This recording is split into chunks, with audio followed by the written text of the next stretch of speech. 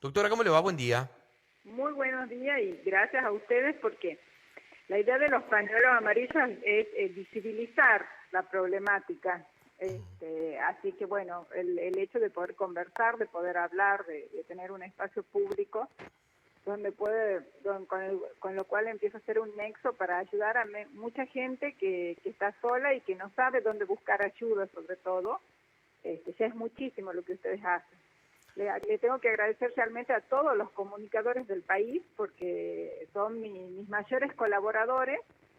Están en casi todas las provincias y ellos me mantienen informado todos los días sobre los casos y son un vínculo, un nexo de pedidos de ayuda. Doctora, ¿qué es pañuelos amarillos como para que la gente que en este momento se está sumando a nuestra transmisión quiera conocerlos y saber de qué se trata por lo que ustedes están peleando? Bueno, mira, Pañuelos Amarillos surge en virtud de una denuncia de abuso sexual. Nos juntamos 4 amigas y vemos que también con una abuelita que había hecho denuncia y que vemos que las víctimas no encontraban solución en el Poder Judicial. Todo lo contrario, eran cuestionadas, como nosotros siempre decimos, la prueba la pone la mamá y la pone el niño con su cuerpo, con su psiquis, con sus daños, que tiene que mostrarlo, y muchas veces no los puede mostrar porque justamente es la víctima. Otra diferencia que tienen los pañuelos amarillos es que en este caso las víctimas, a diferencia del homicidio, que es un delito como el más aberrante que puede tener el ser humano, la víctima continúa viva y la víctima es la que atraviesa todo el proceso judicial y la víctima muchas veces tiene 2, 3 años. En segundo lugar, la mamá de la víctima es la que lleva adelante todo el proceso judicial y generalmente después de una denuncia de abuso sexual se queda sola, porque se rompen todas las estructuras sociales. Mucho más, como sabemos, que el abuso sexual en un 89%, un 75% es como variable, ese porcentaje es intrafamiliar. El 89% son hombres y solo un 11% de los abusos sexuales son cometidos por mujeres. Entonces, ahí está también la respuesta de por qué tantas mujeres, ¿no? Que son las mamás que denuncian. Y después de las mamás que denuncian, han empezado a aparecer las víctimas mayores de 18 años que se animaban a hablar, o incluso las víctimas mayores de 50, mayores de 60, que nos acompañan en el proceso, porque han sido víctimas en su infancia y quizás nunca han contado el abuso.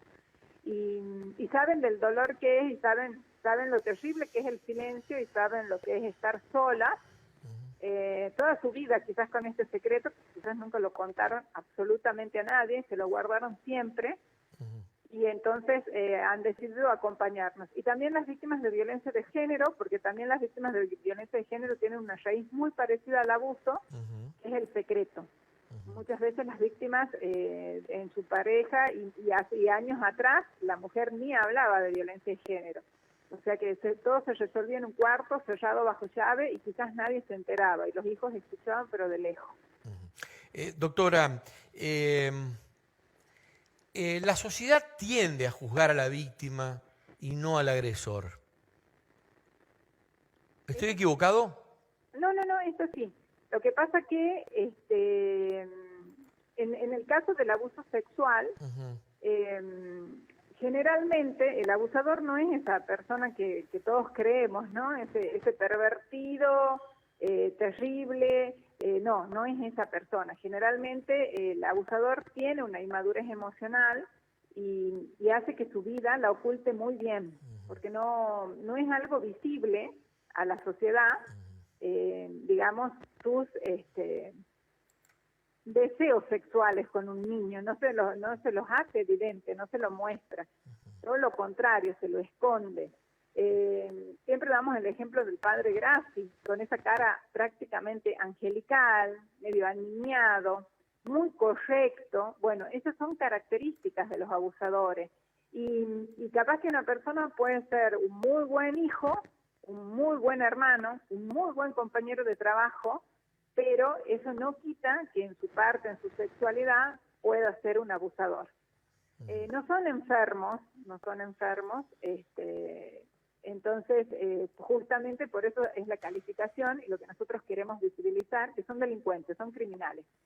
Y preparan el terreno, preparan el escenario como cualquier ladrón que va a robar una cartera, que espera que sea de noche, que sea oscuro, que no haya nadie, que la víctima esté sola, que sea vulnerable, que no pueda hablar, y bueno, que no pueda pedir ayuda. Todo eso se prepara, entonces todo eso es lo que hace y lo que va caracterizando a esta figura de un delincuente. Y el daño que sufre la víctima es terrible. Los niños todos necesitan rehabilitación, necesitan tratamiento psicológico, la mamá también necesita tratamiento psicológico. Nosotros distinguimos lo que son las familias protectoras de las familias encubridoras. La familia encubridora es la familia del abusador que en la desesperación, aparte porque el delito de abuso sexual es un delito que no tiene testigos. Entonces es muy difícil de creer, porque la mamá cuenta muy poquito, que es, por ejemplo, cuando son muy chiquitos, tienen 4 o 5 años, porque en realidad el menor a partir de los 10 años es cuando denuncia y habla con claridad, que generalmente no lo puede hacer y transcurre desde los 10 hasta los 15 y termina entre los 14 y los 15 haciendo las denuncias. Ellos se olvidan, es tan traumático para el niño que ellos el recuerdo lo borran, lo terminan borrando. Salvo que sea algo continuo y permanente, en donde eso no se puede borrar y siempre aparece y vuelve a aparecer, hasta que ellos llegan a una determinada edad en donde tratan de suprimirlo. Pero en la parte afectiva, que es en la parte que ellos tienen que desarrollarse y desenvolverse en la sociedad, ese abuso queda flotando. Entonces son como personitas que necesitan un tratamiento psicológico y una rehabilitación. ¿Hay rehabilitación para lo que usted califica como un criminal? No, para el imputado no. No, para el imputado no. Para el imputado todavía no se ha encontrado un tratamiento de rehabilitación, incluso España, que es una de las primeras ciudades en donde ha insistido y lo somete a tratamiento de castración química, no ha dado resultados la castración química. Ellos, generalmente el abusador no se reconoce como que hace algo malo. En su inmadurez sexual generalmente cree que el niño termina enamorado de él y que él es la pareja del niño. Entonces es algo que que las mamás de los pañuelos amarillos no lo podemos permitir porque le están robando la inocencia, la infancia, la libertad y la libertad sexual y el daño que le genera al niño es irreparable. Tenemos que tener en cuenta que cuando es continuo en el tiempo y sistemático, se lo considera como esclavitud sexual, ¿no? Doctora, muchas veces la víctima, durante mucho tiempo es víctima, pero sobre todo durante mucho tiempo reprime el mal recuerdo, no quiere ni pensarlo, hasta que en un momento de la vida, entre comillas, explota, se lo cuenta a la familia y en algunos de esos casos llega a la justicia. Cuando en comunidades pequeñas como la nuestra esto trasciende, hay un reclamo de que la justicia resuelva de manera rápida. Cuando las cosas han pasado mucho tiempo atrás, esto, ¿qué tan sencillo es? Y la justicia, ante este tipo de delitos, ¿tiene premura? ¿Piensa en la víctima? ¿En todo el daño psicológico que tiene que afrontar, que le va a llevar toda la vida de tratamiento y de contención? ¿Cuál es la postura de la justicia? La justicia sí actúa con mucha rapidez cuando el niño llega lesionado al hospital. Ajá.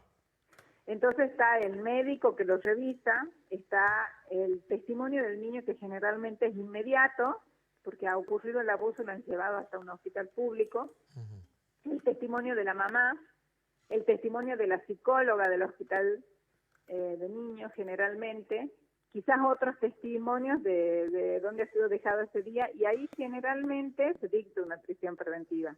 El problema es que muchas veces, en la generalidad de los casos, el niño no habla cuando le sucede el hecho, sino Mucho después. yo digo cuando el entorno se modifica. Doy siempre como ejemplo ese tío muy querido, que el padre lo adora, que le presta el auto, le presta la casa de veraneo. Y el niño dice, o sea, no solamente porque el abusador hasta que comete, digamos, el delito, va seduciendo a su víctima y la va acorralando, incluso la va desacreditando muchas veces delante de los padres, como esto de ponerla en observación a la víctima o descalificarla, hasta que esa víctima queda sola y llega a perpetrar el abuso. Entonces, la justicia en esos casos, cuando ha pasado mucho tiempo, no dicta la prevención preventiva. Y lo que nos sucede en muchos casos en los pueblos chicos es que el abusador vive en la casa del lado o en el mismo edificio y es pariente. Entonces, esa ruptura de toda la estructura social es muy difícil, sobre todo cuando la mamá se queda sola. ¿Por qué decimos que la mamá se queda sola? Porque la familia protectora, si bien acompaña a la mamá, la acompaña por un determinado tiempo, 6 meses, 1 año, 2 años. Tenemos que tener en cuenta que los procesos judiciales generalmente, en casi toda la Argentina, están demorando 4 años para llegar a una sentencia, o más. Y eso no depende tanto de la justicia solamente, sino de todos los recursos que va interponiendo el imputado, de nulidades y apelaciones que lo dilatan al proceso. O sea que muchas de las demoras dependen del buen abogado que tenga el imputado. Para esto, lo que nosotros pedimos y proponemos en todas las provincias es que se cree un ministerio de género, en donde los juicios de abuso sexual tengan prioridad, porque el niño no puede estar esperando 4, 5, hay personas que han esperado 10 años para llegar a una condena. Entonces pierden toda la infancia, y no solamente la pierden porque están atravesados por el proceso judicial, sino porque esa mamá tiene que pagar abogados, tiene que pagar peritos, tiene que estar pendiente de las resoluciones, no se hace su vida hasta que no cierra la etapa judicial de la condena. Doctora, ¿esa sería la principal política pública que ustedes desde Pañuelos Amarillos demandan o hay algunas otras cuestiones? La creación de centros de abuso sexual en todas las provincias, porque una mamá, por ejemplo, te doy como ejemplo, va a los hospitales públicos, tanto de Buenos Aires, de Tucumán. No quiero nombrar todas las provincias, pero te doy las que tengo más certeza, que van a pedir turno en los hospitales públicos y le dan el turno para el año que viene prácticamente, porque dicen que en enero otorgan los turnos y bueno, como son pocas profesionales, especialistas en el tema, y los chicos concurren todas las semanas, no hay más carga horaria, digamos. Entonces, es un tema, yo siempre lo comparo con el tema de las adicciones. Antes no se hablaba de adicciones, no se rehabilitaba al adicto. Hasta que el tema tiene la resonancia y la visibilidad, entonces el Estado se hace cargo y le puede dar una rehabilitación, porque como sociedad pagamos muchas consecuencias y no tenemos que hacer cargo de las causas. Un niño rehabilitado evitamos, por ejemplo, la prostitución, el aislamiento, la depresión, los intentos de suicidio, la trata. Doctora, la resonancia, la visibilidad de un caso, la visibilización de un caso en comunas como las nuestras, ¿no?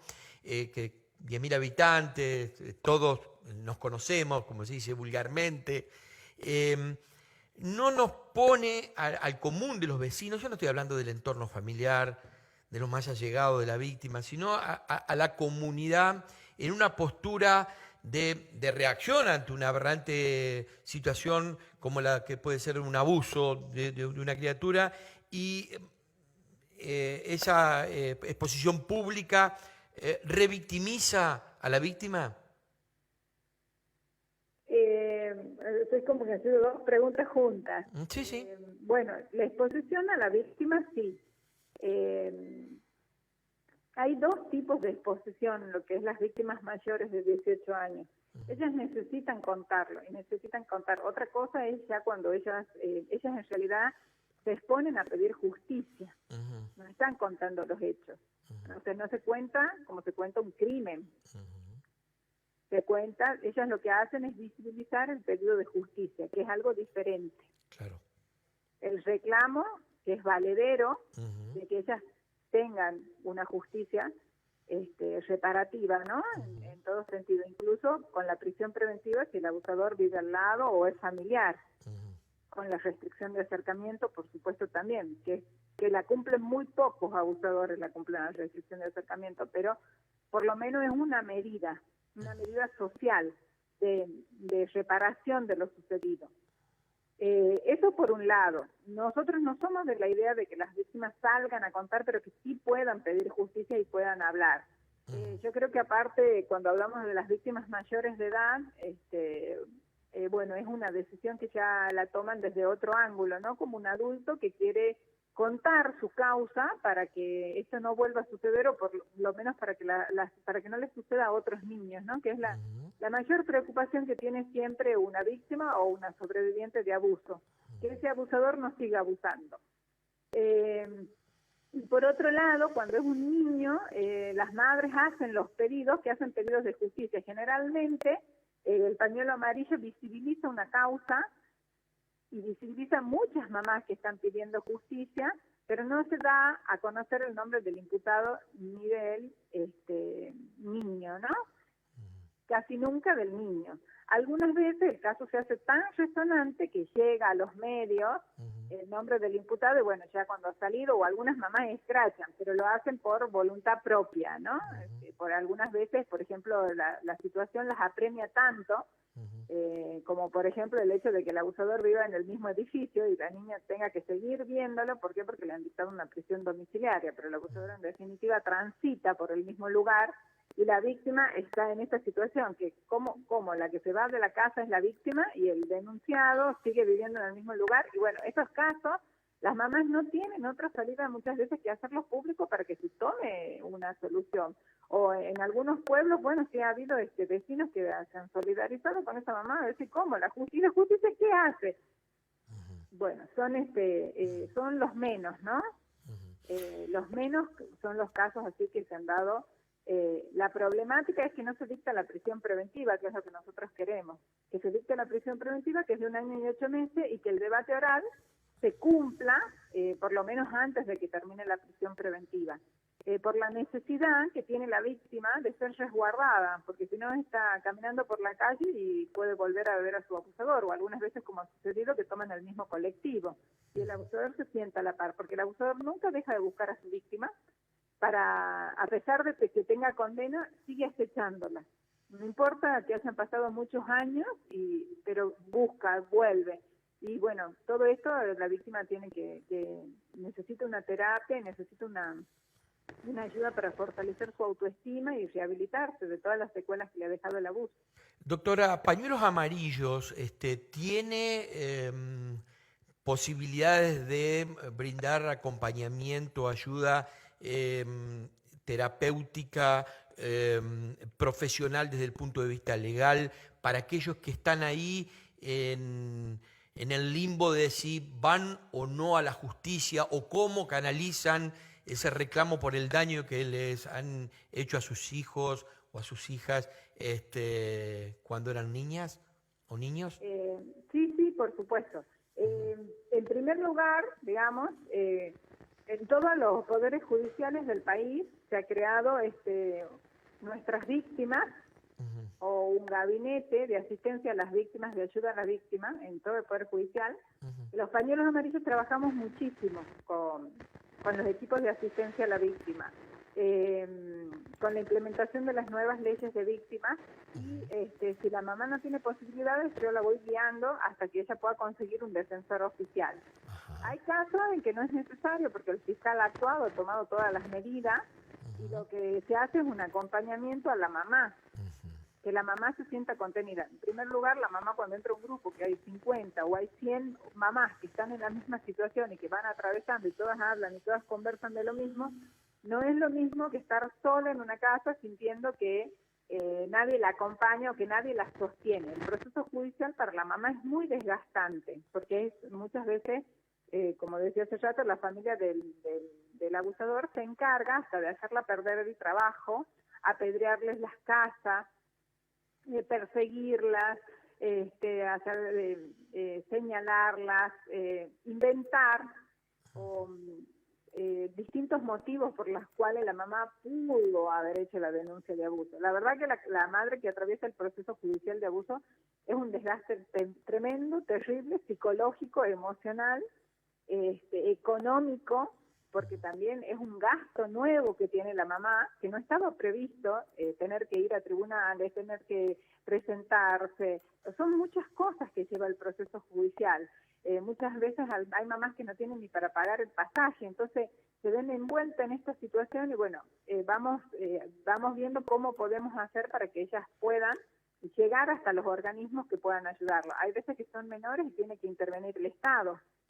En el caso, por ejemplo, de niños que sufren abuso y que no hay ninguno de los padres responsables que quiera hacerse cargo de hacer la denuncia, y ante esa situación no hay más solución que tienen que intervenir la CENAF o la DINAF o los ministerios de la niñez de cada provincia. Y también nosotros hacemos esas comunicaciones y esos medios como para que los organismos de cada provincia puedan llegar hasta donde está el niño, ¿no? Yo soy parte de la Mesa Federal de Víctimas, donde tenemos una comunicación, donde hay mucha gente que nos está asistiendo. Además, cuento con el apoyo de la madre Marta Pelón y de Infancia Llovada, que también estamos comunicados, que también es una red a nivel nacional. Los pañuelos amarillos están en todas las provincias, menos en la provincia de Formosa, es la única provincia que no hay pañuelos amarillos. Así que bueno, vamos a seguir trabajando. La idea no es solamente que desde los pañuelos amarillos se la ayude a la mamá, sino que desde los pañuelos amarillos la mamá pueda llegar a los distintos organismos del Estado para recibir la ayuda que necesita. Estaba leyendo que entre las cuestiones que Pañuelos Amarillos tiene desde su origen como meta es institucionalizar el resguardo de la intimidad del imputado y de la víctima por la presunción de inocencia y por el derecho a la intimidad del niño. Y yo lo traigo a colación porque muchas veces la urgencia que tiene la sociedad en su conjunto de que se haga justicia y que se haga rápido, y porque si no, no es justicia, y los tiempos de la justicia no parecen ser compatibles. Sí, ahí te voy a corregir un poco porque nosotros no es que estamos pidiendo el resguardo de la intimidad del imputado. Es como que generalmente cuando una mamá lo hace público, el imputado va y hace una denuncia de calumnias e injurias contra la mamá. Entonces la mamá tenía un juicio, ahora tiene 2 juicios. Si bien queda pendiente el juicio de calumnias e injurias hasta que se resuelva por la prejudicialidad penal el juicio de el delito de abuso sexual, queda pendiente la condena de calumnias e injurias, pero tiene 2 procesos y tiene que presentarse y tiene que cumplir en los 2 procesos. Entonces no es conveniente a la mamá tener varios juicios y menos si por una de esas casualidades llega a ser condenada por calumnias e injurias. Porque o incluso llegan a imponerle multas, ¿no? En los juzgados de familia se le ha impuesto a una de las mamás de pañuelos amarillos hace muy poquito una multa de 100.000 pesos. Claro. Es como se dice vulgarmente, es empiojar más la cuestión. Y sí, digamos que quizás no sea conveniente. Algunas veces por la misma desesperación, las mamás ya han escrachado cuando llegan a los pañuelos amarillos, es la última opción, los pañuelos, no la primera, digamos. Claro. Entonces no, hay una ley que es en Estados Unidos que es la ley Megan, que exige al Estado, este es el caso de un abusador que se había mudado de barrio o de residencia, como dicen ellos, y mata a una nenita de 4 años. Entonces los padres en 6 meses sacaron la ley Megan, que es que el Estado tiene la obligación, cuando se muda un abusador que ha salido de la cárcel condenado a una residencia, un domicilio cercano, a todos los vecinos tienen la obligación de comunicarles de que en esa casa vive un abusador. Que es algo, digamos, eso de resguardar la intimidad del abusador generalmente es más para que la mamá no tenga más problemas dentro del proceso judicial. Claro. Porque hasta en el día del debate oral, la defensa técnica del imputado saca como esos scratches, como tratando de hacerla ver a la mamá que tenía ánimos de venganza o, otra descalificación más hacia la víctima. Bueno, Pañuelos Amarillos de Entre Ríos. Las redes se va a ir disolviendo eso, ¿no? ¿Perdón? Que con el tiempo y con el uso de las redes sociales y con la difusión de todo esto, se va a ir disolviendo todo esto, porque creo que hace también a la evolución en lo que es la tecnología, ¿no? Decía que Pañuelos Amarillos de Entre Ríos tiene previsto el 25 hacer su primer marcha en Basavilbaso, primer marcha de los pañuelos amarillos. No sé si usted estará por acá, pero seguramente, si no, le estará alentando de que esto se concrete. Va a ser en todas las provincias del país, va a ser una visibilización que se va a hacer en todas las provincias del país. Bien. Por ejemplo, en Buenos Aires hay muchas localidades y en todas las localidades se va a visibilizar, aunque sea un globito amarillo en el Poder Judicial se va a colocar. Porque la idea es que la gente tome conciencia, porque si vos te pones a ver los porcentajes y las estadísticas, 1 de cada 5 niñas es abusada y 1 de cada 13 varones. Entonces, en un aula vos tenés la cantidad de niños que quizás están sufriendo, y eso también, porque también hablar de abuso sexual también implica de este cambio de paradigma, ¿no? Cuando una mamá va con una denuncia de abuso sexual, que la escuela y los gabinetes psicopedagógicos se pongan al servicio del niño para poder ayudarlo, para que sepan por qué quizás no tiene concentración, no presta atención, tanta tristeza, la forma de hablarle. Bueno, también todo eso hay que prepararla a las docentes para que puedan intervenir en los casos de denuncia, ¿no? Y aparte porque ellas muchas veces denuncian, porque muchas veces el niño no habla en la casa, pero la ve a la maestra como la única salvación. Y es a ellas a quienes les cuentan. Y son ellas las que ven algunas veces también los dibujos de los niños y se dan cuenta de que algo le está sucediendo. Doctora, la pena máxima que contempla el Código Penal argentino para un criminal de estas características. La pena del abuso sexual simple es de 6 meses a 4 años. Y después comienza el artículo 119 del Código Penal a establecer los agravantes, en donde llegamos a un máximo, digamos, por ejemplo, en el caso de convivencia, de corrupción de menores, de vínculos sanguíneos o vínculos de autoridad sobre el menor, a un máximo de pena de 20 años. Pero cuando se tratan de delitos concurrentes, como por ejemplo que hay muchas víctimas, se ha llegado a establecer como pena 45 años, 48 años, que es 54 creo que es lo máximo que escuché. Más de eso no.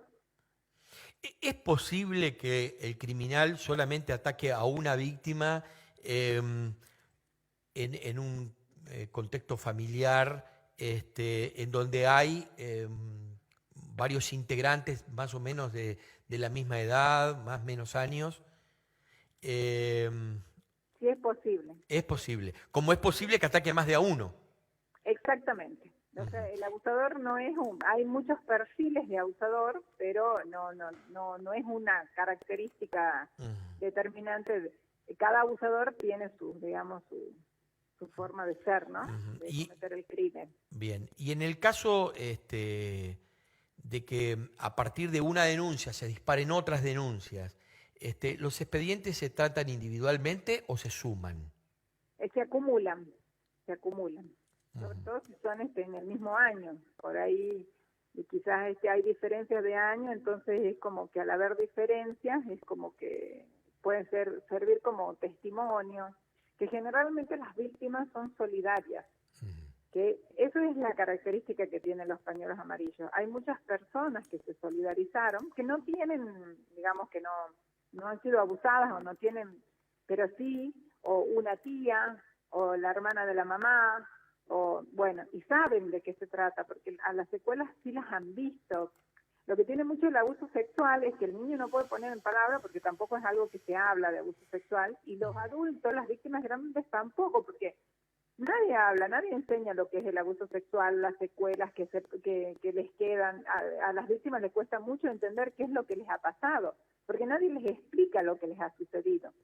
Entonces, de eso se trata los pañuelos amarillos, y de a poquito, bueno, si ven que nosotros trabajamos todos los días, no hay un día que no se pegue un flyer donde explique algo del abuso sexual para que la sociedad vaya tomando conciencia, que es y hacerse cargo, ¿no? Como sociedad, hacerse cargo del delito. Yo creo que ahí empieza el cambio social, de niños que pueden, nosotros decimos que no hay prevención del abuso sexual, porque realmente el niño ante un abusador, un violador, ante un criminal, un delincuente, tiene muy pocas posibilidades de defenderse, tiene muy pocas posibilidades de actuar, pero sí tiene la posibilidad, después de que le ha sucedido, de hablar.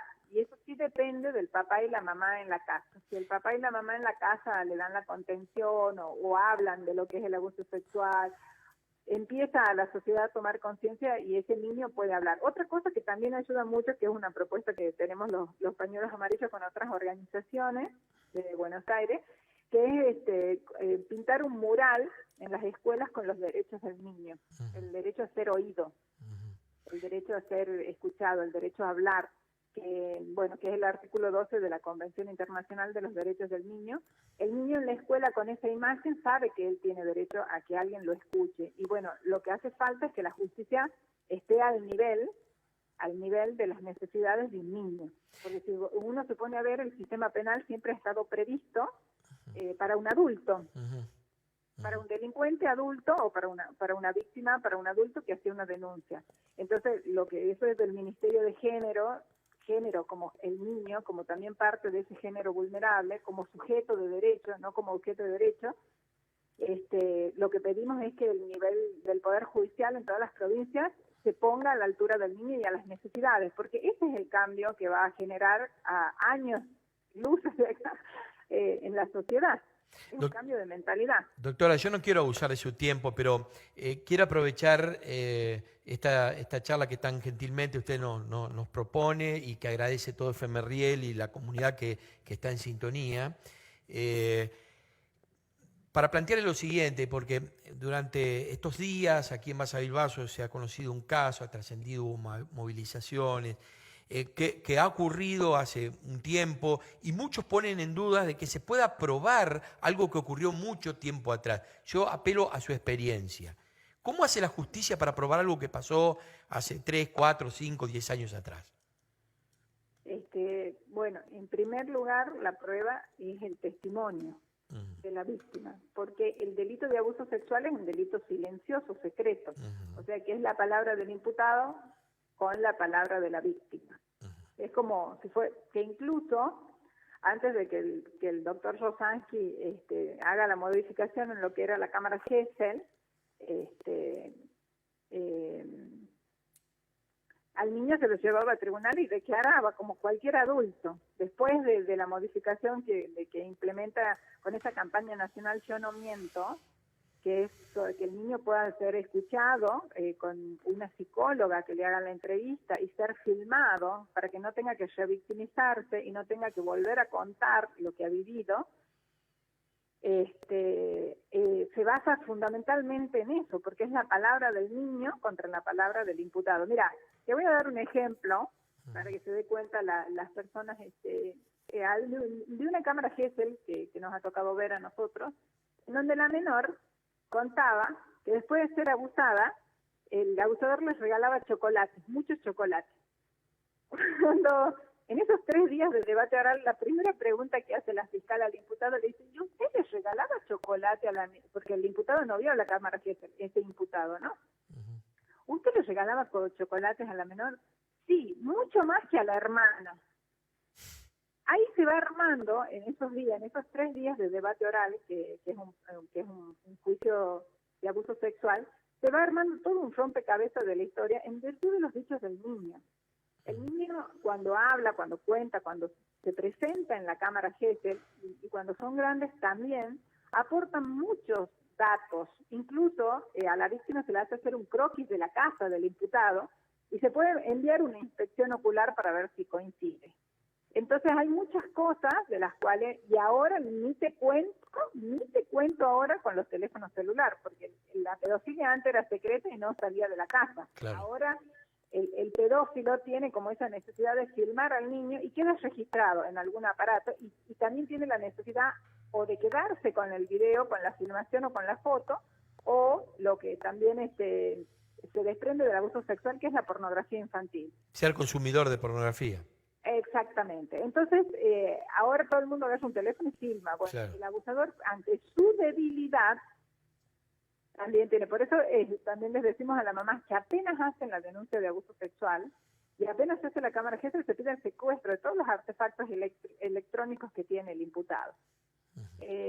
Bueno, son detalles que cada vez se van sumando más y a medida que distintas ciencias como la criminalística, la psicología, la abogacía, se van especializando, van ayudando mucho más a la víctima.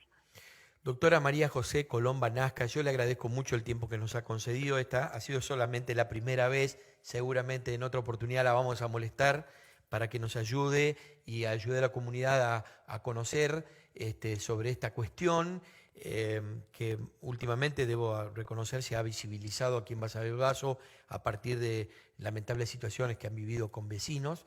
Y digo así en plural porque no solo hablo de la víctima, sino hablo de su entorno familiar. ¿Decía, doctora? Que apoyamos a todas las víctimas que necesitan justicia en Entre Ríos, nosotros las vamos a acompañar. Ellas saben que nosotros vamos a estar presentes.